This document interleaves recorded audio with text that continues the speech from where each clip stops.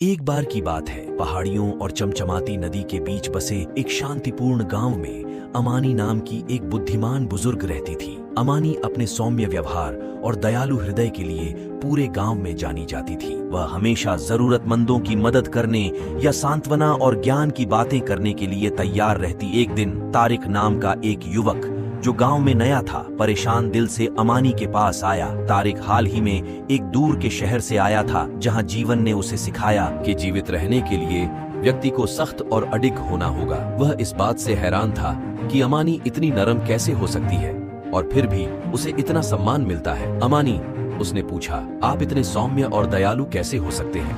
क्या आपकी कोमलता आपको कमजोर और संवेदनशील नहीं बनाती है? अमानी गर्मजोशी से मुस्कुराए और तारिक को एक भव्य पुराने पेड़ की छाया में अपने पास बैठने के लिए आमंत्रित किया। उसने उसे चाय का कप थमाया और एक कहानी सुनाने लगी। कई साल पहले अमानी ने शुरू किया। यह गांव भयंकर सूखे से पीड़ित था। नदी सूख गई और भूमि सूखी और बंजर हो गई। फसलें सूख गईं और ग्रामीण हताश हो गए। वे एक छिपे हुए झरने या कुएं को खोजने की उम्मीद में पास के जंगल की ओर चले गए। उस जंगल में दो प्रकार के पेड़ रहते थे, शक्तिशाली ओक और पतला विलो। ओक ऊंचे और गर्व से खड़े थे, इसकी शाखाएं कठोर थीं, और अडिग दूसरी ओर विलो सुंदर और लचीला था। इसकी शाखाएं हवा के साथ धीरे धीरे हिल रही थी, इसकी जड़ें उथली थी और इसकी ताकत के बावजूद यह सूखने लगा। हालांकि विलो हवा के साथ खूबसूरती से झुक गया, इसकी जड़ें जमीन में गहराई तक खोदने लगी और सबसे कठिन परिस्थितियों में भी पनपती रही। जबकि ओक मजबूत दिखाई देता था, उसकी कठोरता ही उसका पतन थी। विलो की कोमलता उसकी ताकत थी, जो उसे अनुकूलन करने और पनपने की अनुमति देती थी। जब आखिरकार बारिश लौटी